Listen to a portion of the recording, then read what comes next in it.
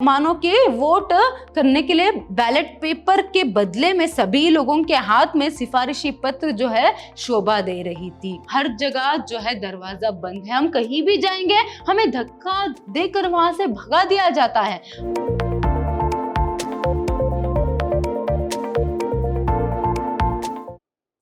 नमस्कार, मैं हूं हर्षिता, विद्याश्रम पीयू कॉलेज में हिंदी लेक्चरर हूं। आज हम प्रथम पीयूसी की हिंदी पट्टी पुस्तक से जो गद्दी बाग है, मतलब जो प्रथम सोपान है, उसमें से जो 8वां पाठ है नालायक, आज उसको हम देखेंगे। देखिए, नालायक पाठ जो है फर्स्ट सेशन में उसका लेखक परिचय हुआ था और जो पाठ है, जो कहानी है, उसका प्रारंभ भी हुआ था। कहाँ तक हुआ था पाठ? देखिए, लास्ट सेशन में पाठ यहाँ तक हुआ था कि जो उम्मीदवार है, लेखक के पास जो उम्मीदवार आया था और उसके साथ साथ उसके दो सिफारिशी करने वाले लोग आए थे, वो सभी लोग लेखक को भी उनके बारे में यहाँ पर सिफारिश करने के लिए कहाँ ले जाते हैं, यहाँ पर जिला परिषद ले जाते हैं। आपको तो पता ही है ना, फर्स्ट सेशन में मैंने ये बताया था कि क्यों है, क्या है संदर्भ। क्योंकि क्या है, जिला परिषद में 300 प्राइमरी स्कूल के जो अध्यापक है चुने जाने वाले थे, मगर 10,000 उम्मीदवार, एक उम्मीदवार के पास यहाँ पर क्या है 5 से 6 सिफारिशी करने वाले लोग। ऐसे तो शहर में मानो बहुत भीड़ जो है बढ़ चुका था। तो जैसे ही लेखक जो है उनके साथ यहाँ पर कहाँ जाते हैं, जिला परिषद जाते हैं, तो देखते हैं कि बहुत सारे लोग हैं, बहुत सारी भीड़ जो है वहां पर थी। तो ऐसे में रास्ता भी यहाँ पर क्या है, जाम हो चुका था, मतलब गाड़ी जो है घूम घूम कर वापस जाने लगे थे। और उसके साथ साथ क्या हुआ था, जो जितनी भी चाय पान और चाट्स की दुकान और उसके साथ साथ मिठाई के जो दुकान है, सुबह सुबह ही स्टॉक जो है उनका पूरा खत्म हो चुका था। फिर से सुबह ही वो बंद करके स्टॉक लाने के लिए गए थे। तो जैसे वो बंद हुए, यहाँ पर जितने भी फुटपाथ पर वही जो ज्योतिषी और शकुन बताने वाले जो लोग थे, वो लोग क्या है, उनकी निकल पड़ती है, सभी लोग उनके पास आने लगते हैं। तो ये जो दृश्य है लेखक यहाँ पर देखते हैं। यहाँ तक लास्ट सेशन में पाठ हुआ था। तो आइए आगे की जो कहानी है क्या हुआ करके आज के सेशन में हम देखेंगे। देखिए, यहाँ पर जिला परिषद के पास लेखक और उनका जो उम्मीदवार है और उसके साथ साथ जो सिफारिशी करने वाले लोग हैं, यहाँ पर क्या है, उसी भीड़ में वहां भी रहते हैं। तो जैसे तैसे इनको गुप्त रूप से ये बात पता चलती है कि जो चेयरमैन साहब है वो जिला परिषद में नहीं, अभी वह अपने बंगलों में ही है, मतलब अपने बंगले में ही है। तो ये क्या करते हैं, यहाँ पर अपने जो उम्मीदवार है उसे कहाँ छोड़ते हैं, वही जो जिला परिषद है वहां पर छोड़ जाते हैं। और सिफारिशी करने वाले और लेखक सभी कहाँ जाते हैं, बंगले पर जाते हैं। किसके बंगले पर? जो चेयरमैन साहब है उसके बंगले पर वहां चले जाते हैं। तो जैसे वो बंगले पर जाते हैं, वहां वो दंग रह जाते हैं। क्यों? क्योंकि जितनी भीड़ यहाँ पर जिला परिषद के पास थी, उससे दुगनी भीड़ जो है यहाँ पर बंगले के पास है। ऐसे वहां की वातावरण या फिर माहौल ऐसा था कि मानो वहां पर कोई चुनाव चल रही हो, मानो कि वोट करने के लिए बैलेट पेपर के बदले में सभी लोगों के हाथ में सिफारिशी पत्र जो है शोभा दे रही थी और सभी लोगों की नजर जो है बंगले के फाटक पर थी। तो ऐसे में क्या होता है, बहुत ही भीड़ है। तो देखते देखते वहां पर क्या हो जाता है, पुलिस की 2 गाड़ी आ जाती है। कितनी गाड़ी? पुलिस की जो 2 गाड़ी है वहां पर आ जाती है। क्यों? शायद क्या है, भीड़ को हटाने के लिए उनको बुलाया गया था। तो वो आते हैं और लाउड स्पीकर में जो है वो यहाँ पर अनाउंस करते हैं। क्या अनाउंस करते हैं वो? कि हमें पता है, क्या है सज्जनों, ज्ञात हुआ है कि आप लोग 3rd डिविजनरों के सिफारिशी है। आप लोगों को बहुत समझाया गया कि सिफारिश से काम नहीं चलेगा, परंतु आप लोग मानते ही नहीं है। देखिए, पुलिस पर बोल रहे, ज्ञात है, हमें पता है, हमको पता लगा है कि आप सभी लोग जो है 3rd डिविजनरों के सिफारिशी है और उनके बारे में सिफारिश करने के लिए यहाँ पर इकट्ठे हुए हैं। यहाँ पर इकट्ठे, आपको कितनी बार बताया गया है कि यहाँ पर सिफारिश से मतलब रिकमेंडेशन से कोई काम नहीं चलेगा, फिर भी आप लोग मानते नहीं हो। अब स्कूल मास्टर के लिए 3rd डिविजनर्स नहीं लिए जाएंगे, यदि आप लोग बिना उस सिफारिशी कागज को दिए टलने वाले नहीं है तो दे दीजिए। 50 व्यक्ति कांची लेकर तैनात किए जाते हैं, इन्हीं कांचियों में डाल दे। देखिए पुलिस यहाँ पर क्या अनाउंस करते हैं, आप लोगों को जितनी भी समझे, आप लोग समझते नहीं है फिर भी सिफारिश करने के लिए सिफारिशी पत्र लेकर आए हैं। अगर आप लोग जो सिफारिशी पत्र मतलब जो रिकमेंडेशन लेटर है उसे दिए बिना अगर आप यहाँ से टलने वाले नहीं है तो लीजिए यहाँ पर 50 व्यक्ति, देखिए कितने व्यक्ति, कितने लोग, 50 लोग जो है यहाँ पर कांची लेकर तैनात हो जाएंगे, मतलब खड़े हो जाएंगे। आपकी जो रिकमेंडेशन लेटर है मतलब आपकी सिफारिशी जो पत्र है उसे उसमें डाल दीजिए और आप लोग चले जाइए करके यहाँ पर पुलिस अनाउंस करती है। वैसे ही क्या होता है, 50 लोग कांची लेकर तैयार हो जाते हैं। सभी लोग क्या है यहाँ पर अपनी जो सिफारिशी पत्र है उसे डालकर वहां से वहां चलते हैं। तो जैसे जैसे यहाँ पर भीड़ कम होती जाती है तो लेखक और उनके जो सिफारिशी करने वाले जो लोग थे वो क्या करते हैं, यहाँ पर उनका भी सिफारिशी पत्र डाल देते हैं कांची में। और ये सभी काम होने के बाद क्या है, वो लोग भी वहां से निकलने के लिए मुड़ते ही है। तो ऐसे में वहां पर कौन आ जाता है, जो उनका उम्मीदवार है, जो लड़का है जिसकी सिफारिश करने के लिए यहाँ पर लेखक जो सिफारिशी के साथ आए थे वो लड़का यहाँ पर आ जाता है। उस लड़के को उन्होंने कहां पर छोड़ा था, जिला परिषद में रहने के लिए, मगर वो अभी क्या है वहां पर अभी फिलहाल लेखक के पास मतलब जो बंगले के पास वो आए थे वहां पर वहां आता है। तो आने के बाद वो उनसे क्या कहता है, देखिए उसमें अभी बदलाव आ चुका है। जो पहले से सिकड़ा हुआ था, सुबह का सिकड़ा वह बालक अब तनकर जवान की तरह लग रहा है। सुबह से जो है वह लड़का जो है सिकड़ा हुआ था, उदास था, सिकड़ गया था, अभी जो है तनकर जवान से हो गया। क्यों? क्योंकि वो अभी गुस्से में है। क्यों, किस लिए गुस्से में है, उसे ये पता चल जाती है कि अभी 3rd डिविजनर को जो है यहाँ पर कदाचित मास्टरी के लिए लिया नहीं जाएगा, मतलब उन लोगों को काम नहीं दिया जाएगा, इसीलिए गुस्से में है। तो वो उनसे कहता है, क्या कहता है, हम लोग 1st और 2nd डिवीजन वालों के खिलाफ आंदोलन करेंगे। ये लोग हम लोगों का हक मार रहे हैं, हम लोग मीटिंग करने जा रहे हैं। क्या कहता है, अभी क्या है, जैसे ही उसको पता चलता है कि 3rd डिविजनर्स को जो है काम नहीं मिलने वाला है तो उनके पास आता है और कहते हैं कि ये जो 1st और 2nd डिविजनर वाले हैं उनके खिलाफ हम आंदोलन करेंगे, वो लोग हमारा हक मार रहे हैं करके कहता है। पहले से युवक है जो उसके साथ मतलब जो सिफारिशी थे उसके साथ और लेखक थे वो घबरा जाते हैं। क्यों? पहले से जवान है और बहुत ही गुस्से में है, कहीं कुछ करना बैठे, क्या करेगा, क्या करेंगे ये लोग करके क्या है वहां उसके ही पीछे पीछे जल्दी से जाते हैं। कुछ ही दूर जाते हैं, वहां से पश्चिम की दिशा और कुछ ही दूर वह जाते हैं कि देखते हैं बहुत सारी भीड़, मतलब जितने भी 3rd डिविजनर से वो लोग कहाँ जा रहे होते हैं, यहाँ पर नारा लगाते हुए जा रहे होते हैं। कहाँ जा रहे होते हैं कि जहां पर पुलिस और ना ही सीआईडी वाले पहुंच सके, तो ऐसी जगह में वो जा रहे होते हैं। तो कहाँ जाते हैं वो, आखिर में एक नदी के किनारे में, एक नदी के किनारे में जहां पर एक बगीचा था वहां पर जाते हैं। तो वहां पर जाकर ये लोग देखते हैं, मतलब लेखक एक दृश्य देखते हैं कि बहुत सारी जो भीड़ है खड़ी है और बैठी हुई है और एक जो जवान लड़का है वो खड़ा हुआ है और वो कहता है कि क्या है, जिसको जहां भी जगह मिले बैठने के लिए, घास पर, जमीन पर या फिर पेड़ पर या फिर पेड़ की डाली पर, जहां भी पत्थर पर, जहां भी आपको जगह मिले बैठने के लिए सभी लोग बैठ जाइए। आज हम क्या करेंगे, 3rd डिविजनर्स का एक कॉन्फ्रेंस करेंगे। आज हम क्या करेंगे, इस 3rd डिविजनर्स कॉन्फ्रेंस में करो या मरो का नारा लगाएंगे और जीवन का संकल्प लेंगे करके वो व्यक्ति कहता है।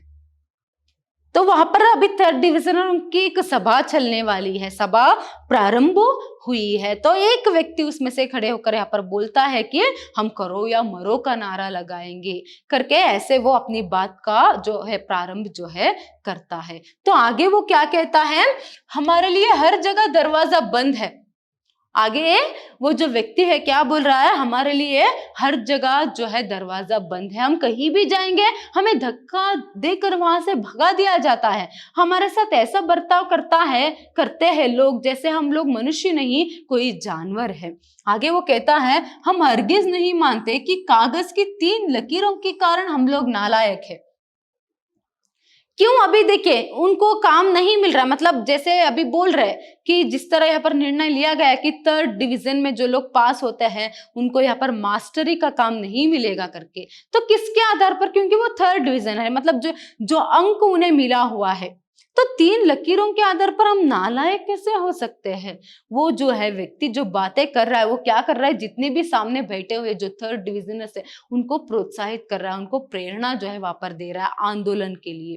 तो वो आगे कहता है हमने फीस दी, हमने स्कूल में समय बिताया, हमने परीक्षा दी है, परीक्षा में यदि हम 3rd डिवीजन हम आए तो यहाँ हमारी सरकार का, स्कूल के अधिकारियों का दोष है।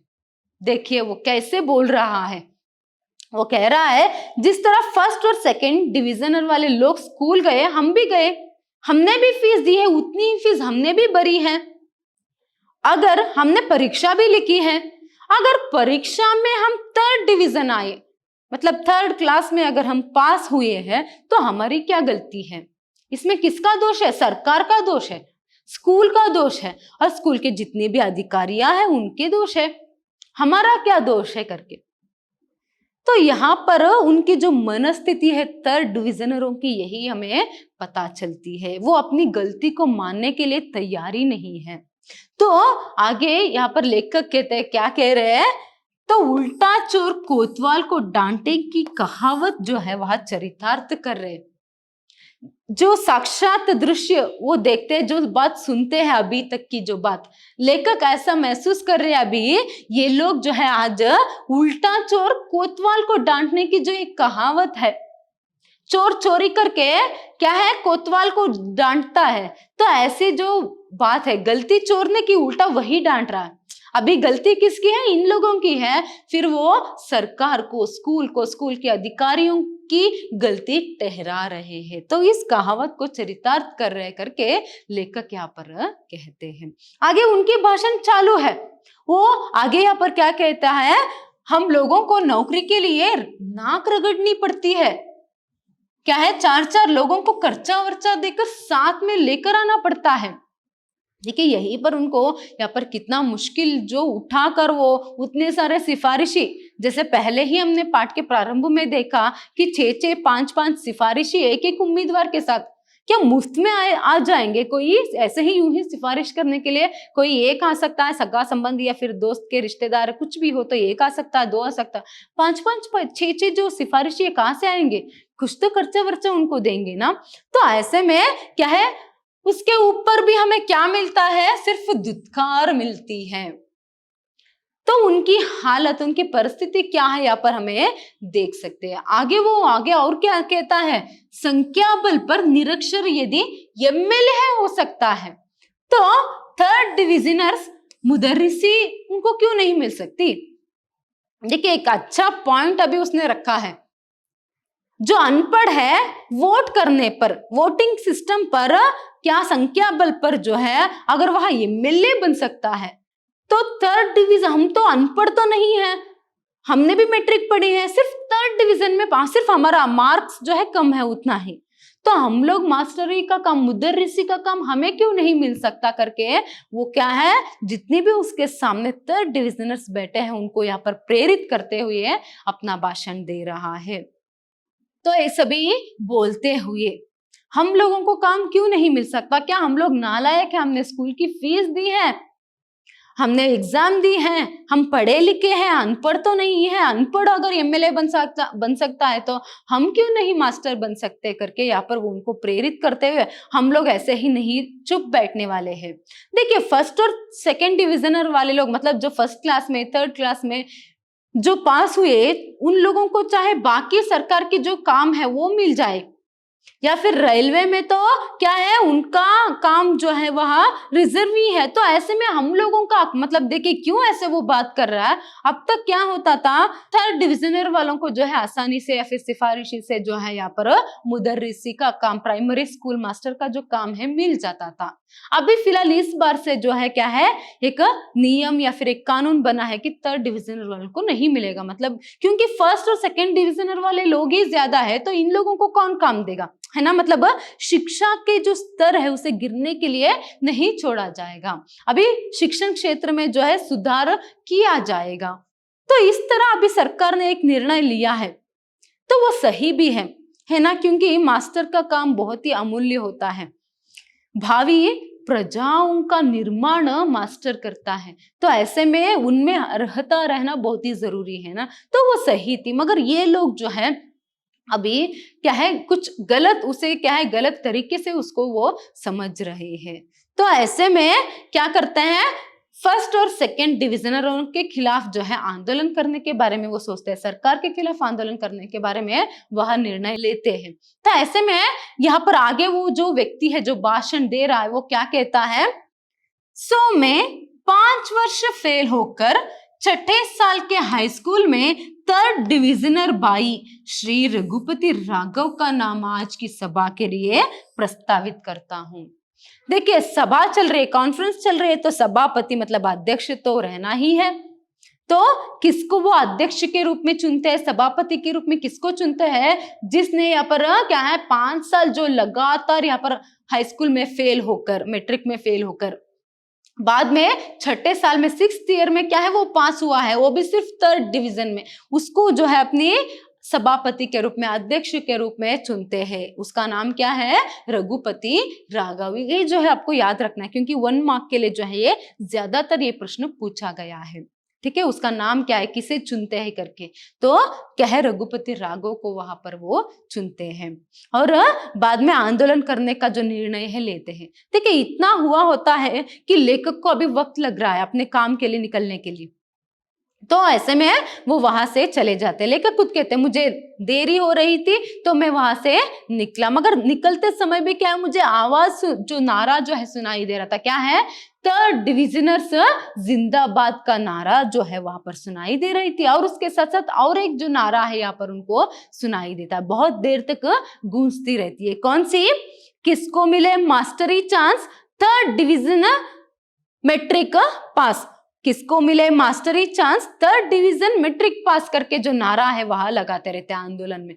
उसका अर्थ क्या है, यहाँ पर जो मैट्रिक में थर्ड डिवीजन में पास हुए हैं उन्हीं को ही यहाँ पर मास्टरी का चांस, मुदर्रिसी का जो चांस है, मतलब मास्टर का जो काम है प्राइमरी स्कूल का, वो मिलना है करके वो नारा लगाते हुए जाते हैं। मतलब वो उस संदर्भ के लिए वो आंदोलन जो है वहां करते हैं। यहाँ तक जो है आपका जो पाठ है, जो कहानी है वह पूर्ण होती है।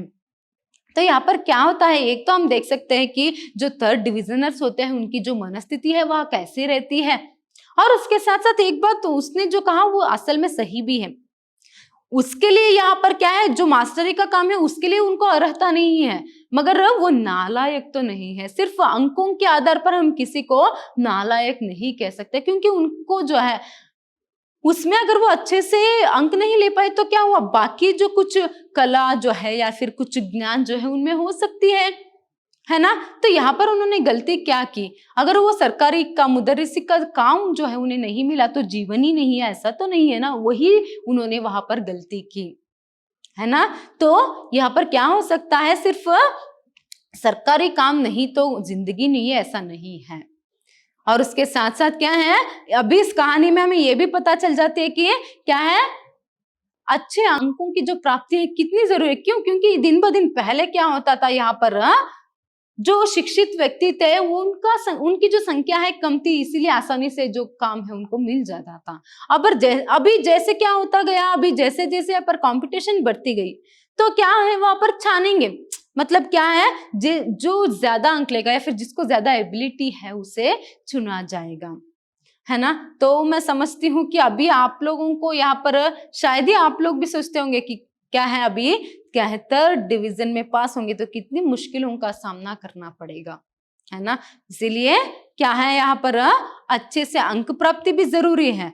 और उसके साथ साथ अगर अंक प्राप्ति नहीं हुई, अच्छे से अंक प्राप्ति ना कर सके, तो हार कर यहाँ पर जीवन में पीछे रह जाना या फिर बैठ जाना भी सही नहीं है। आप में जो क्षमता है उसे पहचानिए और उसी क्षेत्र में आप आगे बढ़िए। धन्यवाद।